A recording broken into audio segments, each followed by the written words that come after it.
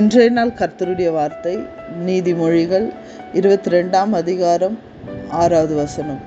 பிள்ளையானவன் நடக்க வேண்டிய வழியிலே அவனை நடத்து, அவன் முதிர் வயதிலும் அதை விடாது இருப்பான்.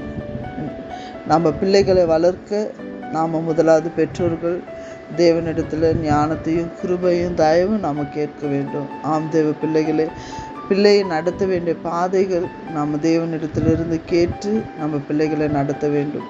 நம்மளுடைய காலகட்டத்தில் பாவங்களும் பாடுகளும் சோதனைகளும் மிகவும் குறைவாக இருந்தது. ஆனால் இந்த காலகட்டத்தில் பிள்ளைகளுக்கு அநேக சோதனைகளை ஜெயித்து பிள்ளைங்க முன் வரணும். பிள்ளைகளோ கர்த்தரால் வருகிற சுதந்திரம், கர்ப்பத்தின் கனி அவரால் கிடைக்கும் பலன் என்று நம்ம வேதத்தில் பார்க்கிறோம்.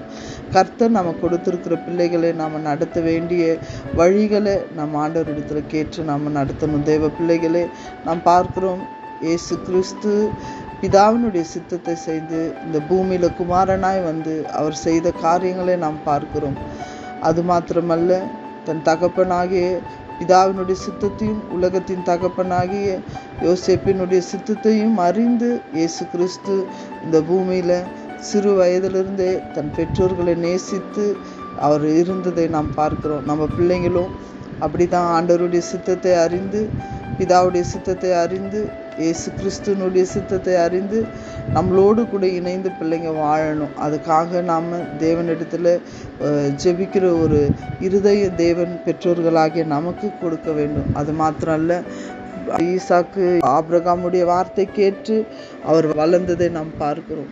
ஈசாக்கு நன்மையானதை அனுபவித்ததை நாம் பார்க்கிறோம். தாவீது சொல்லுகிறார், இப்படியாய் நான் சிறு வயதிலிருந்து இருந்த நாட்களில் தேவனுக்கு கீழ்ப்படிந்து தேவனுடைய காரியங்களை நான் எப்படியெல்லாம் செய்தேன், ஒருவருக்கு நான் தீங்கு செய்யவில்லை. என் முதிர் வயதிலும் நிறைந்த முடி இந்த வயதிலும் ஆண்டவர் என்னை நடத்துகிற நான் காரியங்களுக்காய் நன்றி செலுத்துகிறேன் என்று தாவீது தன்னை குறித்து சொல்லுகிறதை நாம் பார்க்கிறோம். தேவ பிள்ளைகளை, நம்ம பிள்ளைகளும் அப்படி தான் ஆண்டவரை நடத்தணும்.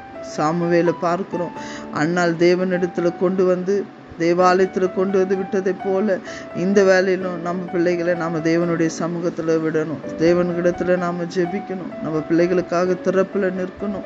ஆண்டவர் அப்படிப்பட்ட ஒரு பாரத்தை இந்த காலத்தில் கொடுத்துருக்கிறார். நம்ம இருதயத்தில் அநேக வாலிப பிள்ளைகள் எத்தனையோ வழிகளில் தன் ஜீவனை இழந்து போகிற காரியத்தை நாம் பார்க்கிறோம். தேவ பிள்ளைகளே, அப்படிப்பட்ட ஒரு காரியங்கள் நம்ம குடும்பங்களிலோ தேசங்களிலோ நடக்காதபடி நாம் ஜெபிக்க வேண்டும். அது நம்ம மேலே விழுந்திருக்கிற ஒரு பாரமாக இருக்கிறது. நம்ம பிள்ளைங்க கிறிஸ்துவுக்குள்ளே இருக்கணும், கிறிஸ்துவின் கரத்தில் இருக்கணும். அதுக்காக நாம் ஆண்டவரிடத்தில் ஒவ்வொரு நாளும் நம்ம திறப்பில் நிற்க வேண்டும். வாலிபன் கர்த்தருடைய கைகளில் இருக்க வேண்டும். பலவானுடைய கையில் இருக்கிற அம்புக்கு ஒப்பாய் நம்ம பிள்ளைங்க இருக்கணும். அம்பார துணிக்குள்ளே வைக்கப்பட்டிருக்கிற அம்புக்கு ஒப்பாய் இருக்கணும்.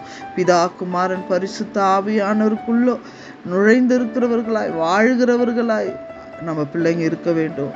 நம்ம பிள்ளைகளுக்காக நாம் திறப்பில் நிற்கணும்.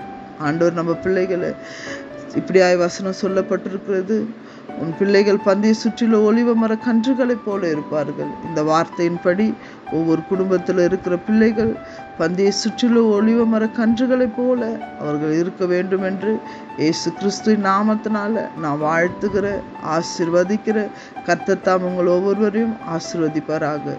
God bless you.